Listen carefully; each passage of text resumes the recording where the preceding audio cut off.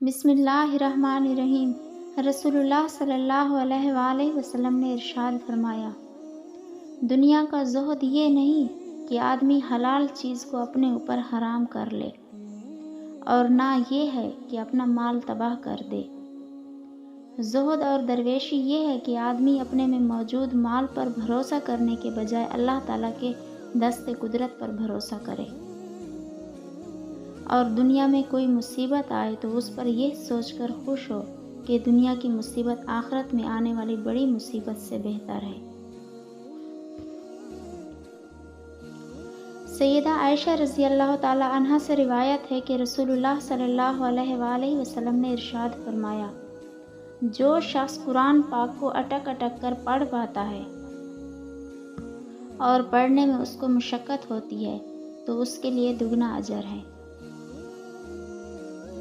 رسول اللہ صلی اللہ علیہ وآلہ وسلم نے ارشاد فرمایا، اللہ کی قسم، اگر اللہ تعالیٰ کی رحمت نہ ہوتی تو نہ ہم ہدایت پاتے، نہ صدقے دیتے اور نہ ہی نماز پڑھتے۔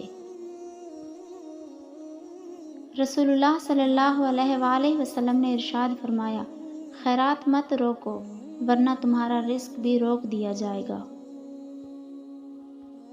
رسول اللہ صلی اللہ علیہ وآلہ وسلم نے ارشاد فرمایا، قیامت کے دن لوگ حساب و کتاب میں مبتلا رہیں گے، صدقہ دینے والے اپنے صدقے کے سائے میں ہوں گے۔ رسول اللہ صلی اللہ علیہ وآلہ وسلم نے ارشاد فرمایا، اللہ تعالیٰ ہر رات کے آخری حصے میں دنیاوی آسمان پر تشریف لاتے ہیں اور فرماتے ہیں، کون ہے جو دعا کرے اور میں قبول کروں؟ کون ہے جو مجھ سے مانگے اور میں اسے عطا کروں؟ کون ہے جو مجھ سے معافی چاہے اور میں اسے بخش دوں؟